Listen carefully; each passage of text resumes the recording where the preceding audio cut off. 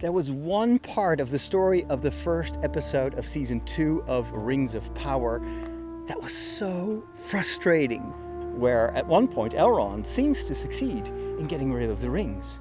And he finds this extremely noble elf who's like, yeah, we should do this. And the moment he tries to throw the ring into the water, he can't do it. I'm Father Roderick, I'm a priest and I'm a geek, and I love to share with you the deeper layers of the stories that we love. So, Season 2 of Rings of Power has started. This is based, of course, on the appendices of The Lord of the Rings, and we get a story that is partially based on what Tolkien gave us as elements, and for a large part also created by the people that write and act and make these stories for television.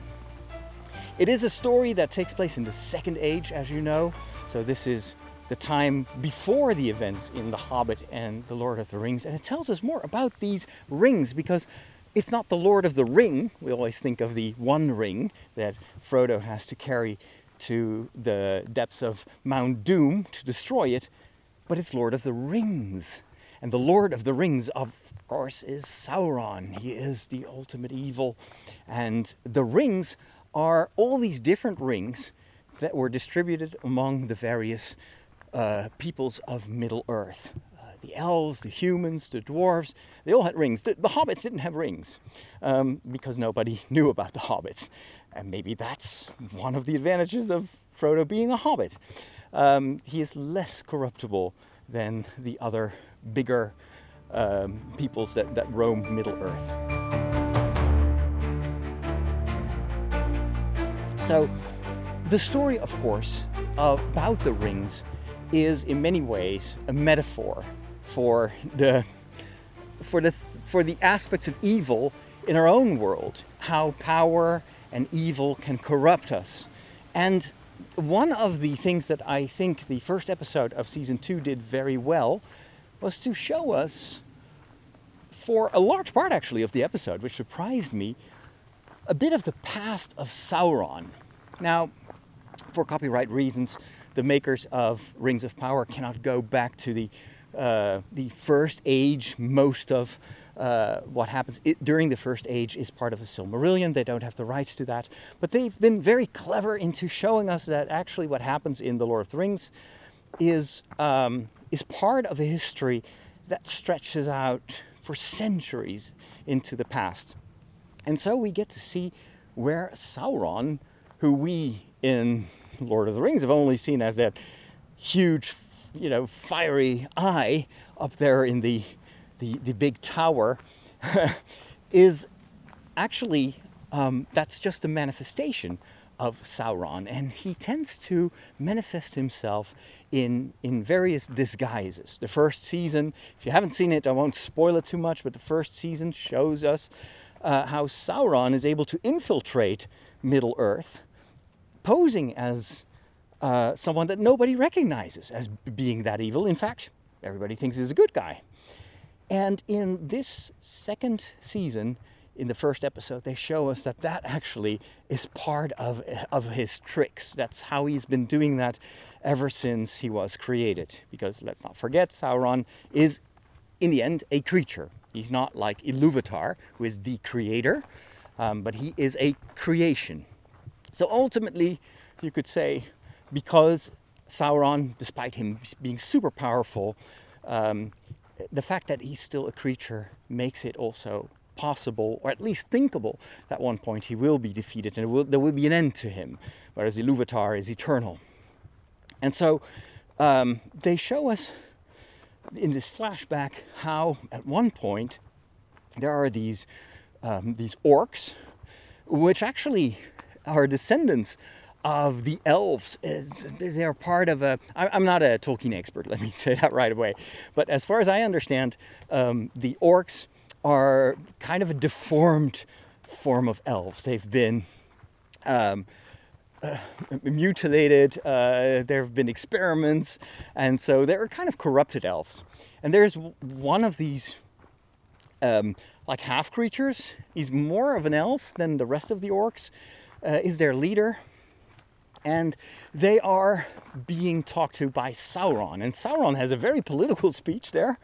He looks very different from the way he manifested himself in the first season. But he has this very alluring political talk about, now it's time for the orcs to rise. And under my guidance, under my leadership, we will reclaim what was taken from us.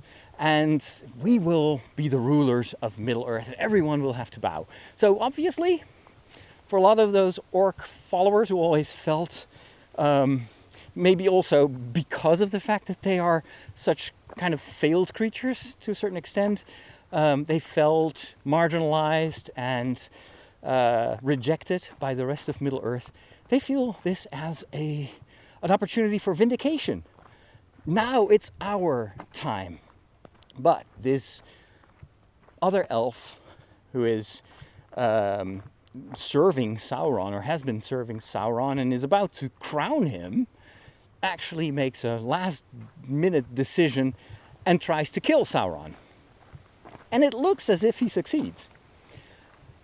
Only to discover much, much later on that Sauron is still alive.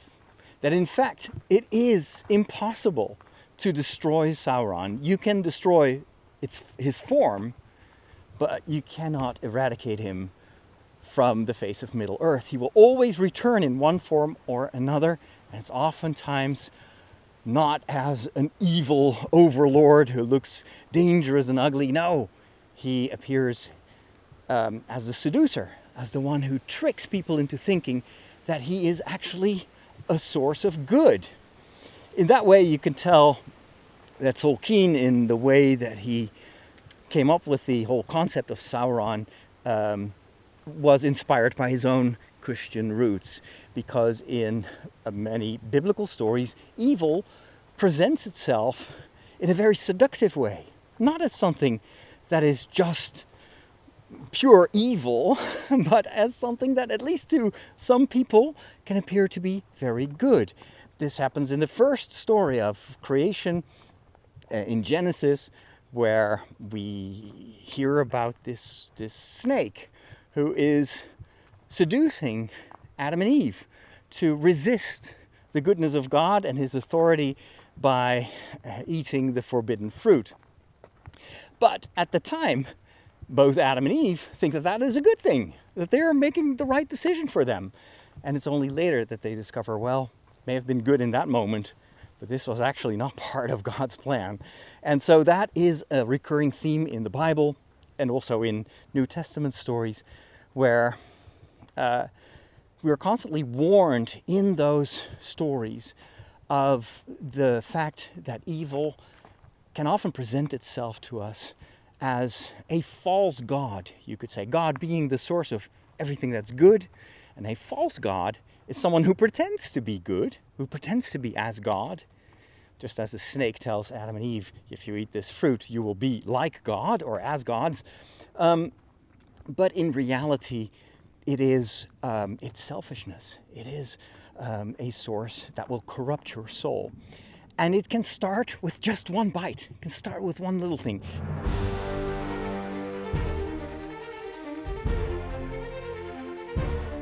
And that is what I thought this first episode of season 2 did extremely well, because it shows us that the elves, who we've gotten to know as these noble creatures, always so cultivated and so wise and so, they sing beautiful songs. Their architecture, their language is all so beautiful. How could they possibly do anything wrong? Well, the story of this first episode shows us that even they are corruptible. And they too, if they're not careful, can fall for this evil that tries to deceive.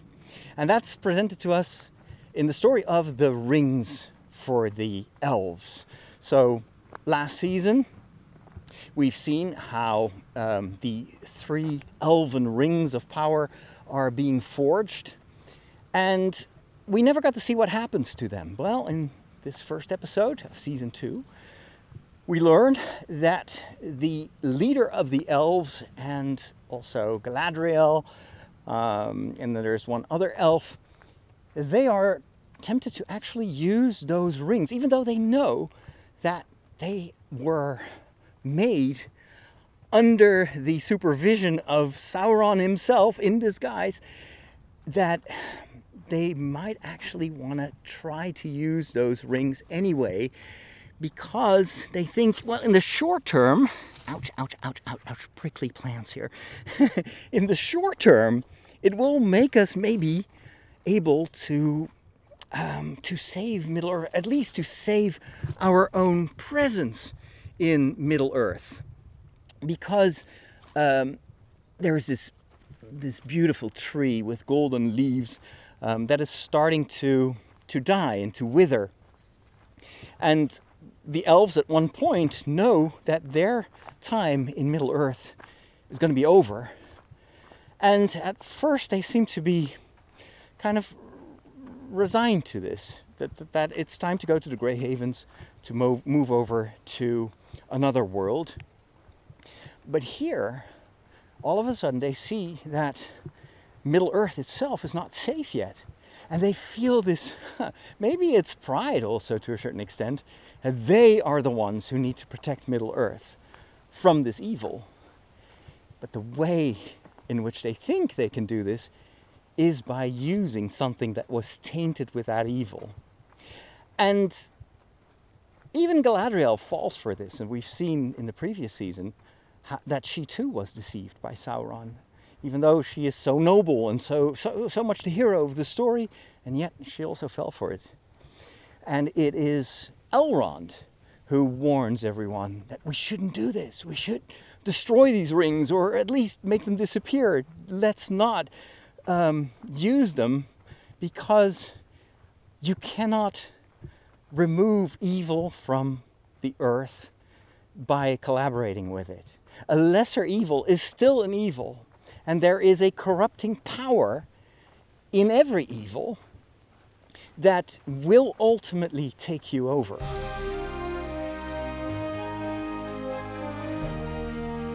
And this is something we see also in that flashback, showing us how Sauron, after being defeated and almost destroyed, turns into this blob. It almost made me think of the Venom series in the Marvel universe, where there is this extraterrestrial evil creature that looks like this black goo, and it just gobbles up everything around it and can transform into anything it touches. Well, Sauron seems to have similar abilities, and so he reappears, having used the life force of the creatures that he destroys on his way to the top. And this is something that I think is shown to us on purpose, to show that evil always starts small. When Sauron regenerates, he's almost reduced to nothing. He has no form, he has no bones, no muscles. But the more he is contacting the rest of Middle-earth, living beings, the more he takes their souls and their life force and uses it to grow and to grow bigger and more cunning. That story is showing us what will happen to the elves as well, if they think that those 3 rings, even though they might have been contaminated by Sauron, can actually help them fight Sauron. And if I translate this to our own lives, and if I think about my experience as a priest, a pastor, and a confessor, this is something, and not just a confessor, but also someone who goes to confession, this is something that we can all recognize. It is this idea that we sometimes tell ourselves that, oh, a little white lie can't really hurt.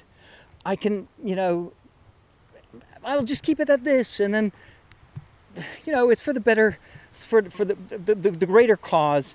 And we tend to forgive ourselves very quickly things that actually, if you think about it, are starting to slowly, gradually take over Because if we say yes to a small thing, we're also tempted to say yes to bigger evil.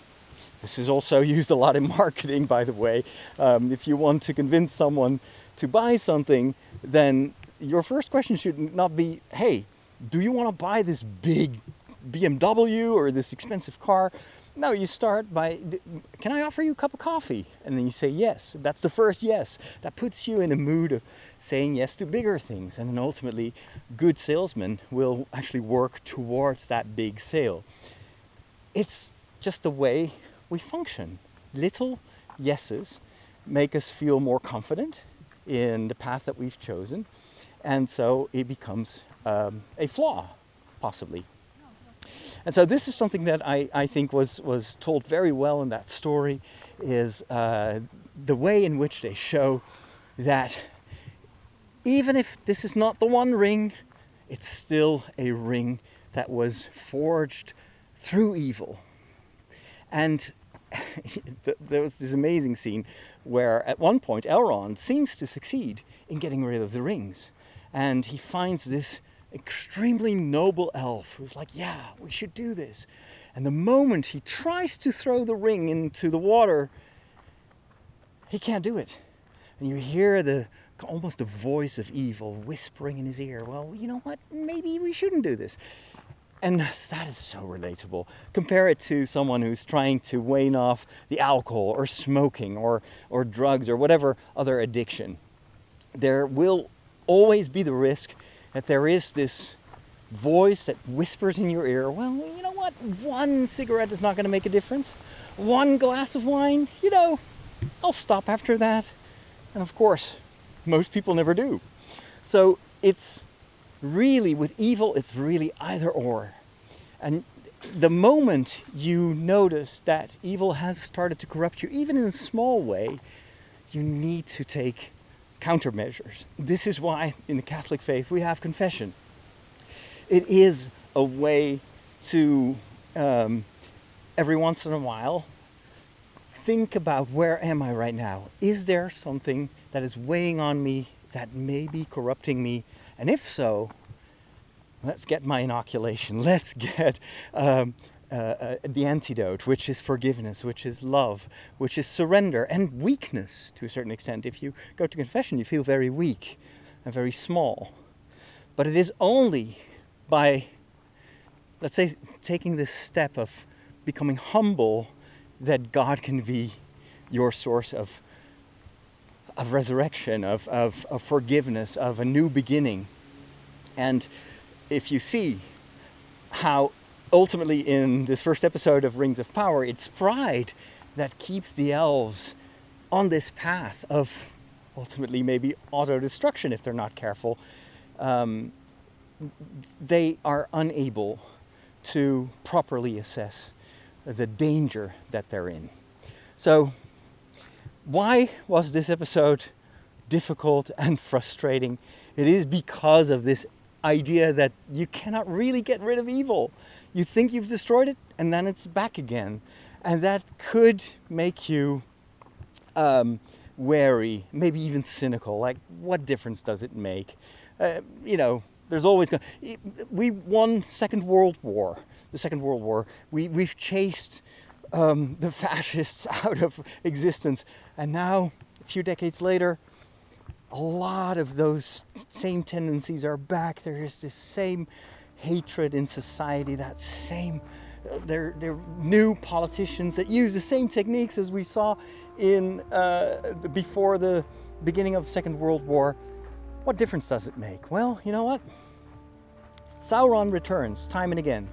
And even though Frodo destroys the rings of power, or the Ring of Power, it doesn't mean that evil is gone from Middle-earth. In fact, part of the story in The Lord of the Rings shows us that there's still lots of evil beings in Middle-earth, even after the destruction of the ring. But what matters is that the fight goes on. What matters is that the more you resist, the stronger you will become.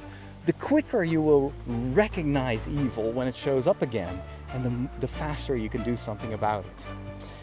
All right, let me know your thoughts. Hope you enjoyed this, and we'll talk soon about other episodes of Rings of Power and about other movies and TV shows. Thanks for watching. Take care, and God bless.